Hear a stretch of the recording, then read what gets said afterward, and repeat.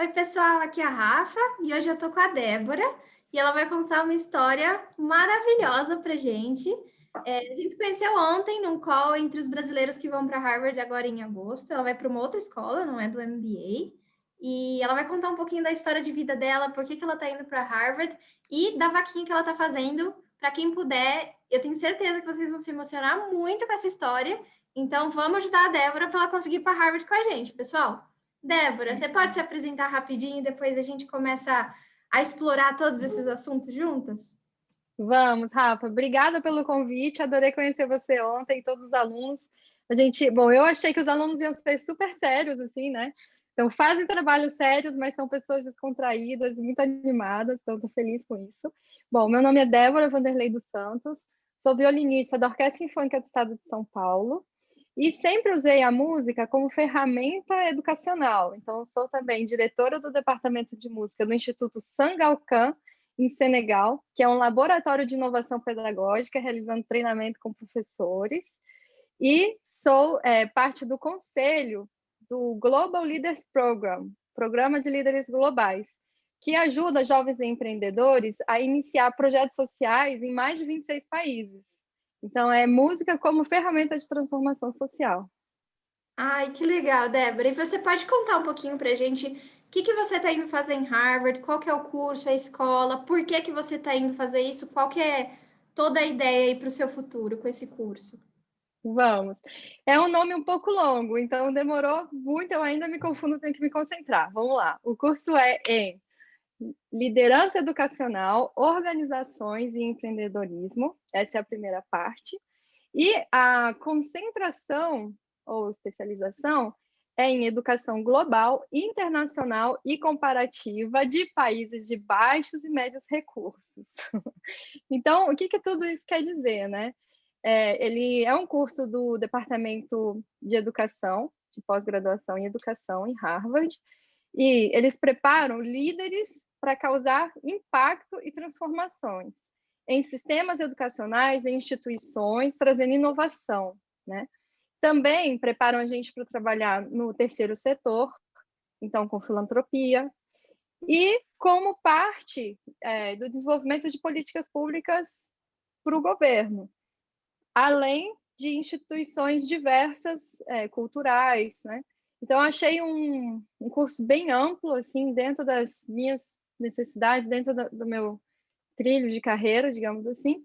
Só que eu quero utilizar tudo isso para ajudar o sistema de ensino público brasileiro a se reerguer nesse mundo pós-pandemia. O que que acontece? A gente está vivendo uma crise educacional sem precedentes no mundo moderno, né? Então, a gente tem aí milhares de crianças, milhões de crianças sem acesso nenhum à escola, que são justamente as crianças mais vulneráveis, sem acesso à internet ou a equipamentos tecnológicos, né? Então, assim, o que realmente me acendeu para me inscrever para Harvard foi um momento que eu vivi aqui no supermercado, na frente de casa, o supermercado fica na frente de uma rotatória onde várias crianças ficam pedindo ajuda, né? Uhum. E aí, com aquelas moedinhas que elas juntam, elas vão no supermercado, às vezes compram coisas, às vezes pedem para a gente inteirar, ou pedem para a gente comprar alguns alimentos ali, né? E são crianças muito pequenas, assim. Então, houve uma situação de um menininho, ele devia ter 7 ou 8 anos no máximo, e ele veio com alguma coisa e pediu para uma senhora para ela comprar. E essa senhora começou a gritar com essa criança, falando: "Eu não vou comprar, pede para sua mãe ir trabalhar". E ele baixou a cabeça, mas você via que ele já estava acostumado com aquele tipo de reação. Na minha cabeça, se passou na hora o seguinte: eu acabei de ler uma notícia sobre os altos índices de desemprego e como isso está subindo. Então, pede para a mãe dele trabalhar aonde, né? E aquilo, ele devia estar na escola, mas as escolas estão fechadas, então aquilo ali trouxe essa realidade muito para perto do meu coração. E aí eu chamei o menininho na hora, né? Vem cá, e botei ele para cima, fingi que nada estava acontecendo, a gente de máscara e tal. E no final de tudo, ele falou assim: "Posso te falar uma coisa?" Fez assim para eu abaixar, né? E eu não sabia o que era. Aí rapidamente ele abaixou a máscara, me deu um beijo aqui. Aí eu fiquei assim, nossa, desabei, né? E falei: "Gente, quem é que tá olhando por essas crianças, né? O que vai acontecer? Elas estão há tanto tempo sem escola, não será o suficiente voltar para a escola do jeito que a escola é hoje. A gente vai precisar inovar, reinventar, criar novas abordagens e metodologias para recuperar esse tempo perdido, principalmente para as populações vulneráveis. É isso que eu quero fazer em Harvard, aprender como associar a educação musical ao sistema de ensino para potencializar as habilidades acadêmicas. Então, quando a gente aprende a tocar um instrumento, a gente aprende muito mais do que isso. A gente aprende a enfrentar obstáculos, a gente aprende a realizar estratégias de como superar esses obstáculos diariamente, né? E se isso é bem feito, o aluno acaba aprendendo a estudar bem qualquer matéria. Então, assim, eu tenho ex-alunos, né, de 12 anos atrás, que hoje estão se formando em grandes universidades, não só de música, e com notas excelentes, o que me deixa muito feliz, porque realmente funciona. Então, quando a gente fala assim, educação musical, muita gente pensa, vou botar um CDzinho, lá as crianças vão cantar tudo desafinado, vão fazer umas dancinhas, e é isso. Pode ser muito mais que isso, pode ser uma ferramenta de mudar vidas e mudar realidades e comunidades e o nosso país. Ai, Débora, eu já estava quase chorando aqui. Que história bonita. Deixa eu me recuperar. Você já estava contando um pouquinho, né, de você, mas você pode contar para a gente da sua história, né? Desde quando você começou com violino lá com 17 anos, que você falou que você fugiu de casa. Então, se você puder contar lá, tipo, de quando você estava talvez na escola, no ensino médio, até hoje, o que você fez de trabalho, de estudo, da música, de viagens internacionais, trabalhos voluntários? Vou contar. A minha história com a música começou um pouquinho antes, né? Então, a minha mãe, ela é professora, e o meu pai, ele era pastor e professor e vereador. E na igreja tinha muito contato com a música, né? Então ele tocava órgão, cantava hino e tudo. Mas infelizmente ele faleceu quando eu tinha 4 anos de idade. E a minha mãe se viu aí de repente, né, sozinha, tendo que criar 3 meninas. E a minha mãe demonstrou uma força interior assim fenomenal. E a preocupação principal dela sempre foi a nossa educação. Então, apesar de não ter tantos recursos financeiros como professora do sistema público de educação, ela era muito esperta. Então, ela sempre procurava as melhores escolas públicas. Não era aquela escola que é perto de casa, sabe? É a melhor escola pública e a gente dá um jeito de conseguir o transporte para chegar até lá. E procurava outras oportunidades, por exemplo, eu treinei num centro olímpico esportivo, porque era gratuito, então eu fui competidora de natação, fiz ginástica rítmica, fiz um monte de coisa. Eu vivi assim uma riqueza educacional sem ter recursos financeiros, porque a minha mãe correu atrás. E nisso conseguiu também uma bolsa para a gente, né, para as 3 meninas, não sei se posso falar nomes aqui, mas na escola Mackenzie, em Brasília, que na época era a melhor escola, né? Hoje ainda está entre as melhores. E eu cursei da 5ª série até o 2º ano lá. Nisso, minha mãe também conseguiu uma vaga para mim na Escola de Música de Brasília, que é gratuita, e que empresta até os instrumentos para a gente estudar, né? Então, eu entrei nessa escola aos 10 anos de idade e a minha vida, assim, mudou completamente. Eu me encontrei no universo musical. Então, minha mãe falava que meus melhores amigos eram Beethoven e Mozart, porque eu lia todas as biografias da biblioteca da escola de música, escutava os LPs, estudava muito, e é uma escola que não fecha, né? Então, a gente podia ir feriado, Natal, férias, eu estava todos os dias lá, até porque, né, com os instrumentos e tudo, e porque virou a minha segunda família. Só que existem alguns estágios, né, que uma pessoa tem que trilhar para alcançar altos níveis de excelência. E o meu sonho sempre foi ser uma grande violinista, né? Então, chegou esse momento aos 17 anos, que é uma terceira fase em busca da excelência, onde nada mais te para e você vai atrás de grandes oportunidades para estudos avançados. Então, eu tive uma professora incrível na Escola de Música de Brasília. Ela me adotou, ela me dava aula todos os dias, sendo que ela só precisava me dar aula 2 vezes por semana, pelo contrato dela, todos os dias. E às vezes no domingo eu ia para casa dela. E ela me deu toda a base, assim, violinística, para que eu pudesse, então, procurar professores que fariam essa ponte para eu conseguir os meus objetivos, que é estudar fora, né? Nisso, foi quando eu saí de casa. Só que eu sabia que a minha mãe não ia deixar. Então, o que que eu fiz? Peguei uma malinha, fui para um festival em Juiz de Fora, de Brasília, Juiz de Fora. Isso ela já estava acostumada. Fiz o teste com o professor lá, que ela nem sabia desse teste, o professor de Porto Alegre que estava lá. O professor me aceitou e tal. E aí eu liguei para minha casa e falei, mãe, não vou mais voltar. Eu nem tinha terminado o segundo grau, né? Lógico que a reação, você tá doida, menina? Do que você tá falando? Não vou mais voltar, vou para Porto Alegre, vou morar na casa de uns amigos do meu professor, que eu conheci aqui, já tá tudo certo. Foi isso. Aí comprei a passagem de ônibus, de Fora a Porto Alegre demorou 3 dias, porque ainda o ônibus quebrou no meio do caminho e tal, e fui. Bom, eu não tinha terminado o segundo ano, né? Então eu terminei por supletivo mesmo. Estudei pra caramba. Depois que eu passei esse tempo inicial na casa de um casal que era professor da universidade, tudo, músicos também, eu tive que caçar meu rumo, né? Agradeci tudo. E foi quando eu passei um dos períodos mais difíceis da minha vida, porque eu abria a caixa de violino na rua, tocava, e com aquelas moedinhas que as pessoas jogavam, eu passei a sobreviver. Então, eu morei em lugares muito precários, muito perigosos. Muitas vezes não sobrava para comer, assim, porque eu ia pagando aos poucos os quartos, né, com as moedinhas que iam entrando. Então, eu ia na feira, e lá tem muita produção de uva, né? Então, eu comprava aquele bolo de uva, assim, de fim de feira, fervia numa grande panela que tinha na cozinha comunitária desse lugar que eu estava morando, e ficava bebendo aquela água.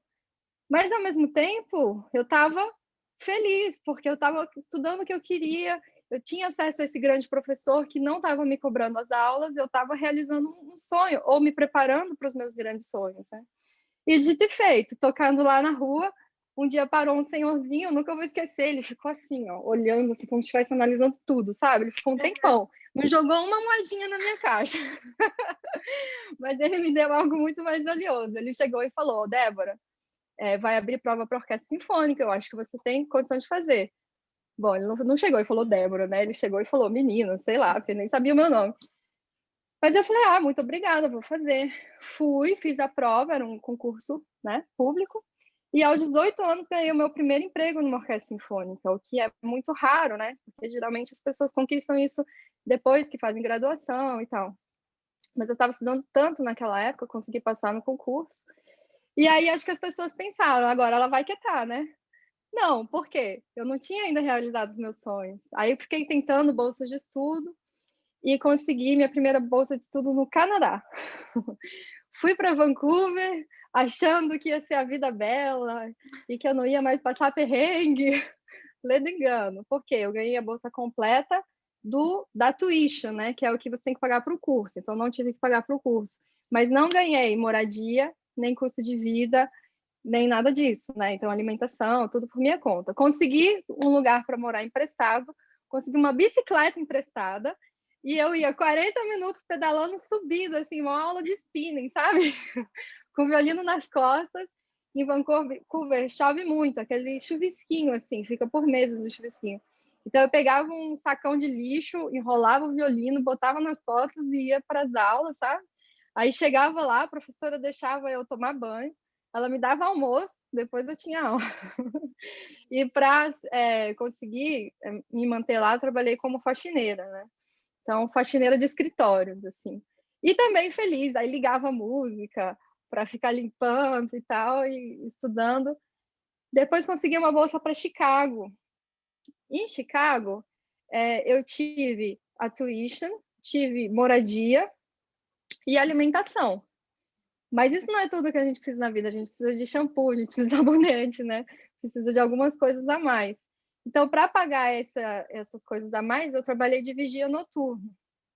Então, 11 da manhã, 11 da noite começava meu turno, eu ia sair às 7 da manhã, aí só chegava em casa, tomava um banho e já ia direto para a faculdade. Isso dentro da faculdade mesmo que eu trabalhava. Então, 2 vezes por semana eu não dormia. Mas gostava, por quê? Eu tinha que ficar na frente das telas de segurança, assim, e nunca acontecia nada na minha universidade de perigoso. Então eu ficava estudando violino, fazendo trabalho, às vezes assistindo Netflix. Eu podia fazer qualquer coisa, só não podia dormir. E fiquei trabalhando 2 anos de vigia, né? Foi aí que eu fundei o primeiro projeto social, meu primeiro projeto social. Por quê? Chegando em Chicago, eu me deparei com uma situação de pobreza extrema vivida pelos imigrantes e refugiados. E, assim, não era um assunto que naquela época, 2006, a gente escutava com frequência no Brasil, né? A gente não tinha dimensão do que estava acontecendo lá. Então, aquilo me chocou bastante. Mas, espera aí, como é que eu estou num dos países mais desenvolvidos, mais ricos do mundo e tem gente vivendo em situação de pobreza? Então, na frente da minha universidade, tinha uma escola pública com taxa de pobreza de 95% do corpo estudantil. Aí fiz uma campanha para arrecadar instrumentos, pedi instrumentos de tudo quanto é lugar. Eu cheguei até a ir numa reunião do FBI pedir instrumento e me deram um trombone. Então eu pedi assim, tudo quanto é lugar, consegui os instrumentos e chamei os meus amigos da faculdade para serem professores voluntários nesse projeto. Expliquei a metodologia, expliquei a importância da educação musical para a transformação, né, de vidas e tudo.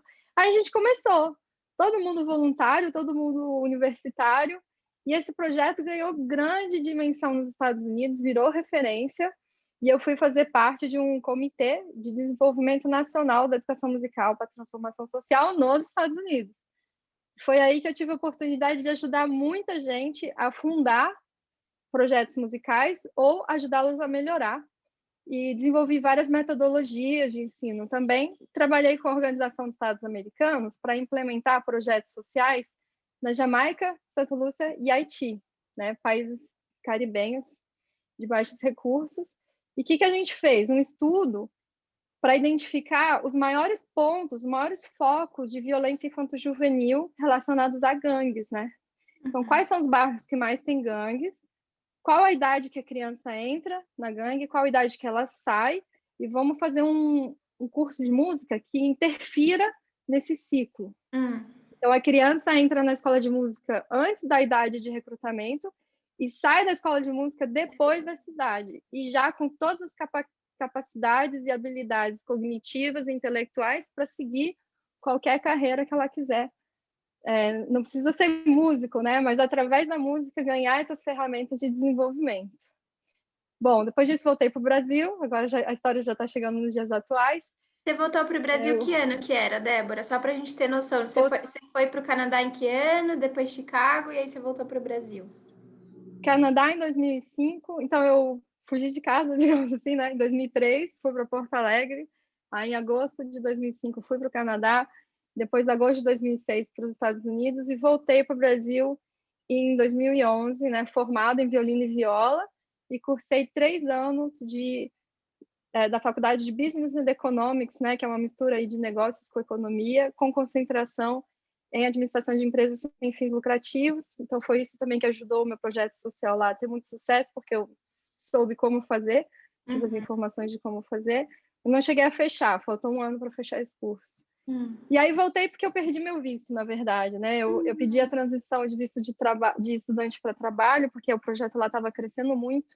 Eu estava conversando com o sistema de educação pública de Chicago e a gente tinha metas, planos de fazer esse projeto em várias escolas que tivessem taxa de pobreza maior que 50%.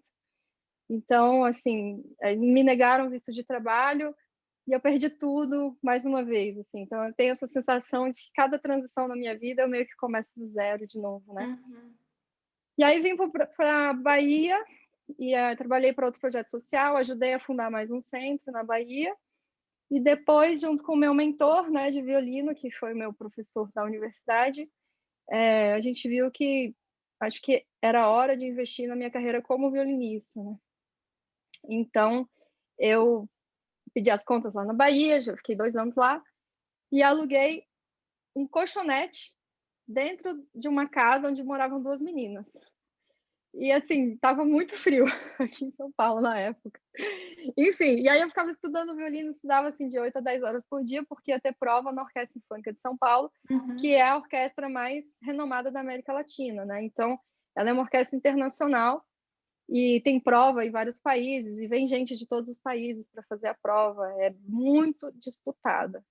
Então, eu sabia que eu tinha que estudar muito. 1 semana antes da prova, eu estava ensaiando com piano, fora de casa, né? E aí voltei para casa, fui ligar a luz e a luz não acendia. E eu assim, ué, será que alguém esqueceu de pagar a conta? Aham. Né? O que aconteceu? Tinham levado um caminhão de mudança, eu até olhei para a luz aqui, né? O que aconteceu? Tinham levado um caminhão de mudança e roubaram tudo que tinha dentro da casa. São histórias, se eu não tivesse vida, eu não acreditaria, mas ainda bem que eu tenho testemunhas. Roubaram tudo que tinha dentro da casa. Eu fiquei um caco emocionalmente, né? Tentando focar na prova, porque, afinal de contas, eu fiquei com a roupa do corpo e com o violino, que era o que eu precisava fazer a prova, né? É. Mas chegou na hora da prova, foi um desastre. Não passei. E continuei aqui em São Paulo, aí fui trabalhar para o projeto social e continuei estudando. Depois de 919 dias estudando, que eu passei nesse concurso para a Orquestra Sinfônica de São Paulo, e aí a minha vida mudou mais uma vez. 3 anos Mas, depois, mais ou menos, da primeira tentativa.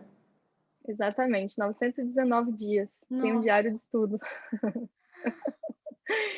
E aí, o que acontece? É uma grandíssima orquestra, né? Então, viajei pelo mundo, toquei com grandes músicos, em grandes salas, mas sentia a falta de poder contribuir mais com a educação. Então, eu continuei sendo consultora, voluntária, quando tinha espaço na minha agenda. Mas eu sinto que eu consegui realizar trabalhos tão importantes em outros países, mas eu não consegui trazer isso para o Brasil ainda. Então, a minha missão de Harvard, o que me levou a fazer as provas de Harvard, o meu sonho é pegar todo esse conhecimento que eu vou adquirir lá, que é voltado para sistemas educacionais para populações de baixa renda, né, países de baixa renda, trazer esse conhecimento para o Brasil e ajudar a reformular o sistema de ensino público, atrelando a educação musical nas escolas. Ai, que legal, Débora. É tanta coisa que você contou e eu sei que deve ter mais coisas que foram acontecendo ao longo desses tempos. É uma história muito impressionante mesmo.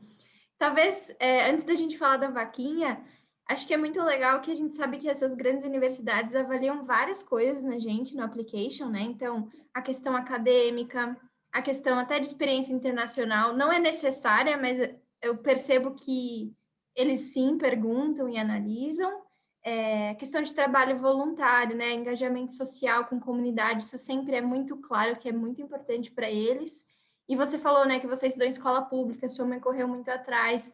Então, talvez falar para o pessoal como que existem diversas formas de você trabalhar esses pontos para se preparar, talvez, para o futuro, para uma grande escola no exterior. Se você quiser comentar um pouquinho dessas questões. Claro.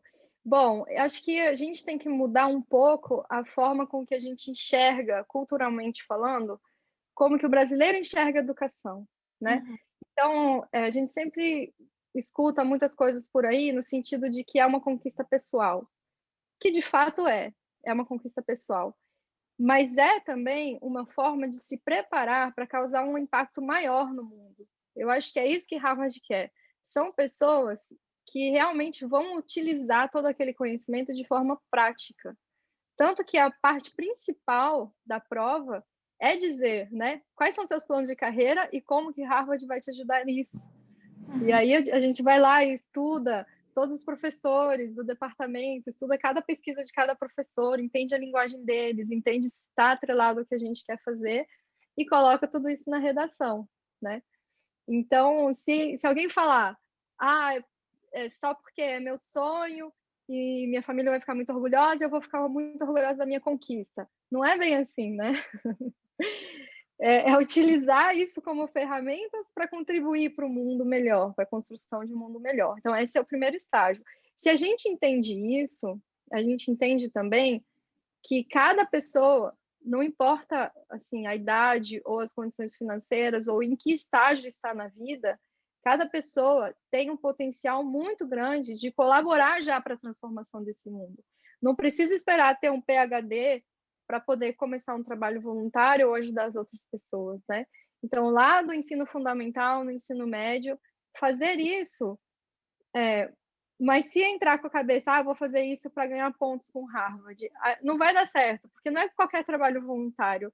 São trabalhos inovadores, onde você vai ajudar uma organização a melhorar, a criar novas conexões, novas pontes, ou que você vai lá e vai fundar o seu projeto social. E é muito difícil.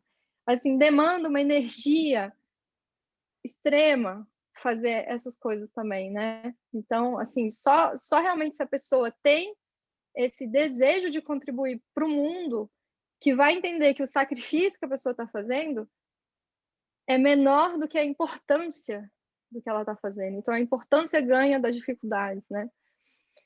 Isso é uma das questões. A outra questão, acredito que é estudar onde você estiver da melhor forma possível e correr atrás, né? Então, estou em escola pública, eu nunca vou ter chance. Vai ter chance, sim. E, inclusive, Harvard tem o sistema de avaliação, eu estudei todo o sistema de avaliação deles, né?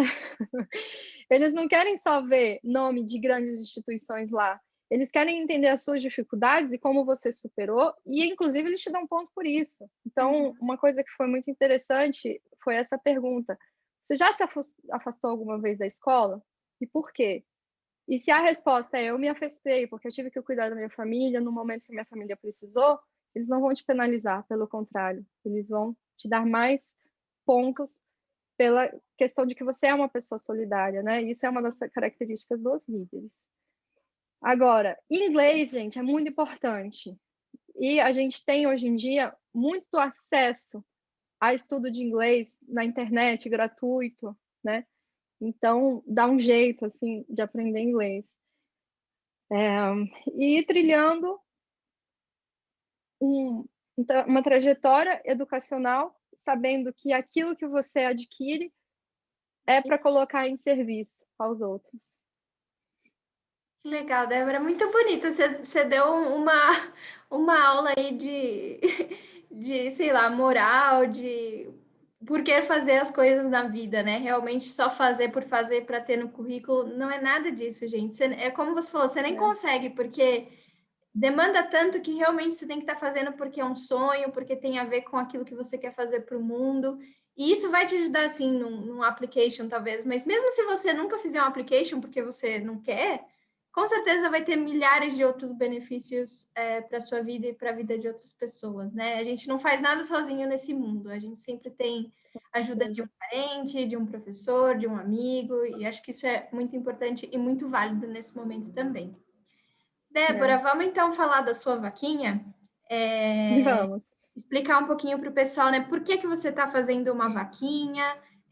Né, a questão do custo que você vai ter para poder cursar esse curso em Harvard, na escola de educação, se a escola já te deu alguma bolsa, alguma perspectiva de financiamento, como que você vê bolsas que eu já falei aqui no canal, por exemplo, Fundação Estudar, Instituto Ling. Se você puder explicar para o pessoal a composição e como que isso chega na vaquinha, eu acho que isso é importante para as pessoas entenderem que a vaquinha não é a primeira opção.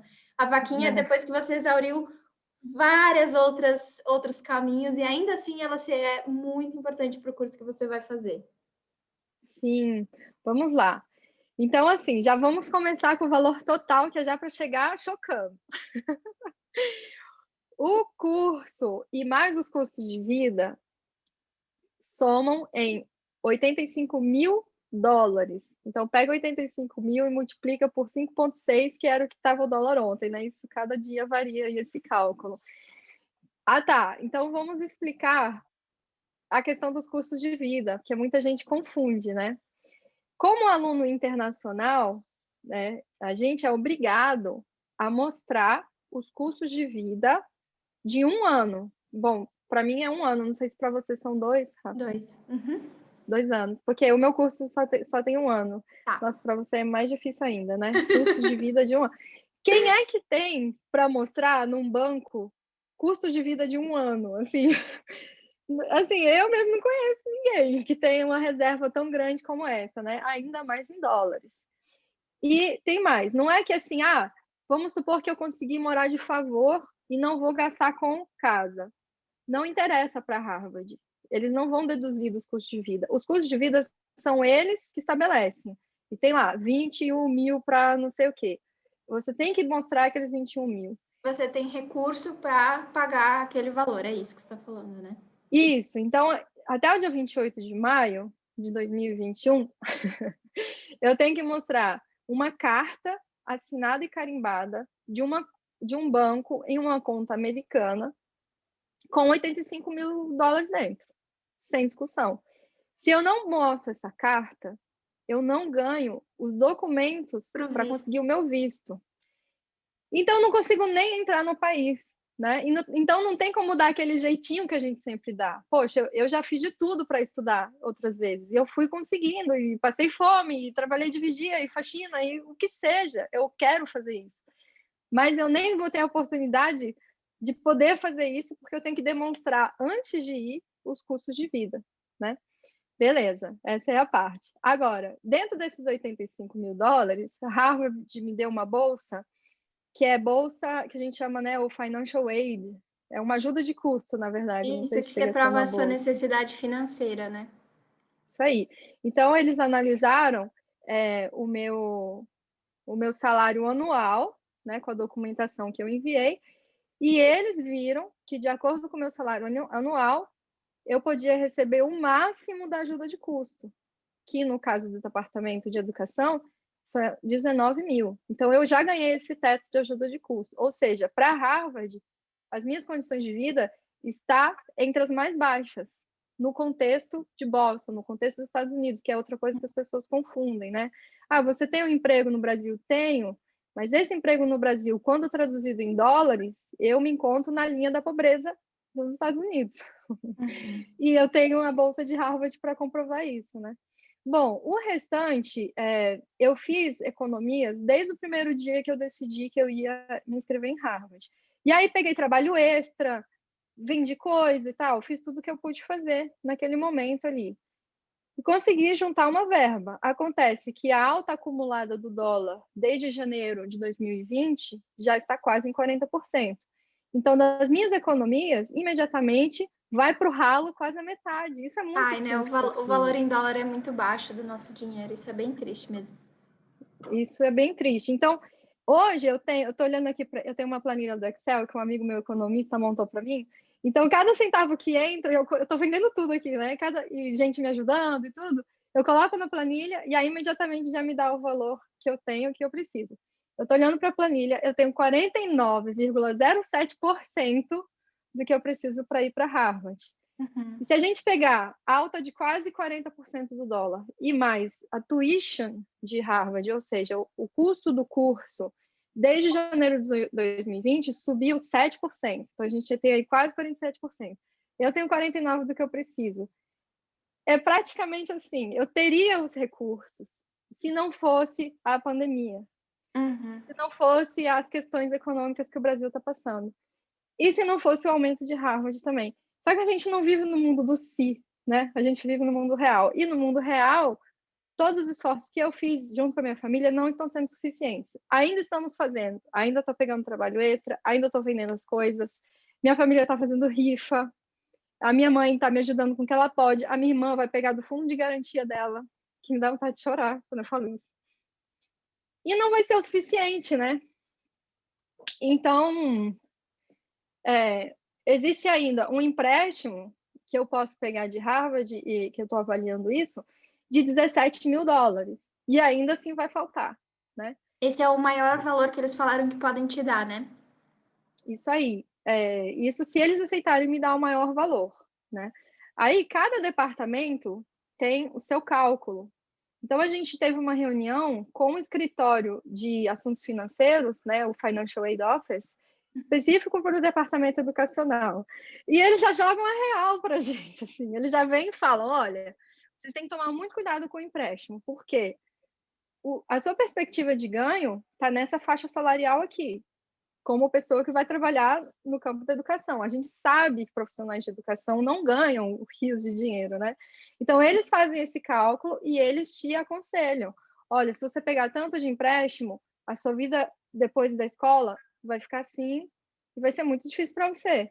Então, esses $17.000 é uma conta que já mostra, assim, você pode pegar esse dinheiro e você pode pagar com certa tranquilidade depois que você se formar, né? Sem ter que passar todos os perrengues que eu já passei. Hoje eu tenho 35 anos de idade. quanto mais a gente avança na idade, mais difícil fica de passar perrengue. Não é que eu vou ter uma grande... Não é que eu vou ficar rica, não é que eu vou ter mordomia, mas eu não quero ter que ir na feira comprar resto de uva e ferver de novo, entendeu? Sim, Então, sim. assim, tem todas essas questões para considerar. E aí eu percebi, bom, eu não vou conseguir sozinho. Eu vou precisar pedir ajuda das pessoas realmente. E, de certa forma, como eu já faço 12 anos de trabalho voluntário, eu quase que sinto assim, poxa, eu já fiz tanto por milhares de crianças, sabe? Na Jamaica, o projeto que eu ajudei a estabelecer serve 40 escolas públicas de bairros mais pobres na Jamaica. São milhares de crianças. Isso só em um país. E eu fiz trabalho em vários países. Fiz trabalho aqui na Bahia também, em São Paulo. Então, eu já fiz tanto por tanta gente, não é vergonha falar, eu preciso de ajuda. Eu preciso de ajuda para realizar um sonho. Qual que é o sonho? É entrar em Harvard? Também, mas vai muito além disso. É de realizar esse sonho de levar oportunidades para cada vez mais crianças. Então, estabelecendo um sistema nacional, a gente está falando de um país enorme. E esse é meu sonho, né? Sim. É ir para Harvard para poder realizar esse sistema de melhorias na educação brasileira. E Uhum. também em Senegal, né, onde eu sou diretora lá do Departamento de Educação, Departamento de Música do Instituto Salgatã. Sim. E Débora, acho que é importante para as pessoas que estão vendo entenderem.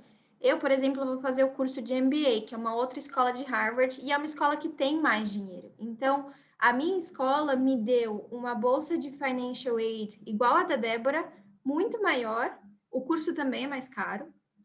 E tudo que faltar, tudo que eu não consegui porque eu não tenho dinheiro, eu não consegui bolsas externas, eles garantem que vão me dar um empréstimo do que eu precisar. Então, eu estou numa situação muito diferente. Eu já tenho meu documento do visto, porque a escola tem recursos, garante que ou é bolsa ou é empréstimo, a Rafaela tem como pagar esse curso. E a questão, por que eu acho que isso acontece? Porque quando você se forma no MBA, a sua perspectiva de emprego e salário é muito alta. Então, eles também podem te emprestar mais, porque eles estão apostando em você, um internacional que não tem, né, histórico de crédito nos Estados Unidos, porque no passado todo mundo conseguiu, teve salários altos, enfim. Então é uma situação muito diferente. É bizarro, né? Harvard, é a mesma universidade, mas dentro dos departamentos ou escolas, a distribuição de recursos e até o que acontece depois que você se forma é muito diferente. E isso influencia totalmente na situação que eu tô e a que a Débora tá de como que eu vou pagar por esse curso? Lógico que empréstimo é assustador, gente, e eu tenho tempo para conseguir outras bolsas, trabalhar para pagar, mas eu consigo o visto, eu consigo chegar lá para resolver essa situação. A Débora não consegue nem o visto se ela não fechar isso, e é assustador isso, assim, eu nem sabia É. dessa situação. E Débora, talvez para a gente começar a encerrar, acho que talvez o que o pessoal possa estar pensando, por que a Débora não aplica para a Fundação Estudar? Por que a Débora não aplica para o Instituto Ling? Se você puder explicar para o pessoal por que você tentou isso, não foi um caminho aberto? Vamos lá. Bom, primeiro, a Fundação Estudar é até os 34 anos de idade, eu já tenho 35. A Fundação Ling, por exemplo, não tem bolsas para o departamento educacional. Então, assim, cada bolsa ela tem uma série de requisitos, né, que a gente tem que cumprir para poder ser elegível. Isso. Então, as bolsas que eu fui elegível, e eu pesquisei centenas de bolsas, né? Tem sites especializados que mostram todas as bolsas, você vai lá um por um, se eu sou elegível ou não. Todos que eu fui elegível até hoje, eu me inscrevi, só que no departamento de educação, às vezes as vagas são pouquíssimas. Por exemplo, eu me inscrevi para uma bolsa que chama Professores Urbanos, só 12 bolsas, né, para centenas de alunos. Então, o departamento tem, acredito que 800 alunos, ou 200 alunos. Enfim, e não fui agraciada com nenhuma bolsa. Não fui com a Fundação Lehman, todas as outras que eu tentei chegaram negativas. Ainda estou tentando, então a gente vai descobrindo novas coisas e vai fazendo as inscrições, né? Mas o fato é que muitas delas, mesmo se eu ganhar, a resposta vem em junho, ou seja, a data limite Você tem para que provar. demonstrar os recursos é até dia 28 de maio, então tem bolsas que eu já estou me inscrevendo pensando assim, essa bolsa, se eu ganhar, vai me ajudar a pagar o empréstimo, Uhum. né? mas eu já estou ciente de que eu vou ter que pegar um empréstimo substancial em dólares, né, para poder alcançar essa meta de 100% que eu preciso alcançar. Acho que é isso. O que acontece? Eu estou no departamento de educação, que já tem poucas oportunidades. Só que a minha especialização é música, é juntar educação musical com educação. Então, eu sinto que às vezes é até difícil da gente explicar por que é importante. Então, se uma banca tem que decidir entre uma pessoa de educação especializada em matemática ou literatura, ou ciências e música, eu quase que sinto que eu ainda não tenho condições de competir, porque ainda não é claro para as pessoas como um todo a grande importância da educação musical. Então, uma das minhas metas é adquirir essa linguagem e fazer as pesquisas que já existem para poder explicar de melhor forma e ser quase que uma militante da educação musical, para que as pessoas entendam que não é apenas uma aula recreacional, o que também já seria importante, mas vai muito além. É complicada a minha situação, mas eu posso garantir que estou fazendo de tudo.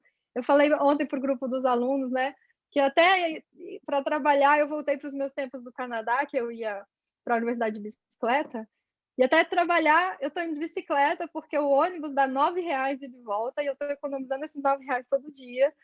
Tudo está indo assim para minha bolsa Harvard, fundo Harvard, né? Sim. Débora, estamos aqui com você. Obrigada pelo vídeo, por conversar com a gente. Vamos, pessoal que está assistindo, obrigada por ficar com a gente esse tempo. Eu espero que vocês estejam tão emocionados quanto a gente ficou ouvindo a história da Débora. Espalhem esse vídeo para todos os cantos do mundo. Vamos, quanto mais gente puder ajudar um pouquinho, não se assustem, é muito dinheiro, mas se todo mundo doar um pouquinho, é isso. Não deixem de doar, porque só posso doar, sei lá, R$100, não sei, R$50. Tudo vai ajudar, espalhem a notícia. Vai dar certo, Débora. E muito obrigada pelo seu tempo hoje. E é isso. Rafa, muito obrigada pelo convite. A gente não falou muito sobre você. Você não quer pegar 30 segundos para explicar para a gente qual é a sua meta pós-Harvard? Ai, meu Rapidão. Deus. Claro, eu tô indo fazer o MBA em Harvard. São vários motivos que me trouxeram até aqui, mas como agrônoma que trabalha com agricultura regenerativa, o meu sonho é ajudar a agricultura a ser cada vez mais, talvez usar a palavra sustentável, mas basicamente lidando com temas como adaptação e mitigação de mudanças climáticas, biodiversidade, qualidade de água. Hoje ainda existe muito debate entre preservação ambiental e produção de alimento, então eu quero dedicar minha vida a trabalhar nessa intersecção, ver onde existem pontos de conflito, o que a gente pode fazer, mas acho que tem muitas formas de trabalhar junto e fazer algo melhor. Tudo começa pela comunicação, talvez. Acho que hoje a comunicação é muito embate, muita briga, em vez de ser mais colaborativa, talvez, entre todos os setores da sociedade. Mas é basicamente isso que eu quero fazer. Improvisei aqui a explicação, não estava preparada para essa pergunta, não. Maravilhosa, Rafa. Então, é só para mostrar aí para o pessoal. Se você tem uma ideia para mudar o mundo, então vamos lá que você pertence aí, né, nos cursos de liderança de Harvard. Com certeza, com certeza. Obrigada, Débora. Tchau, pessoal.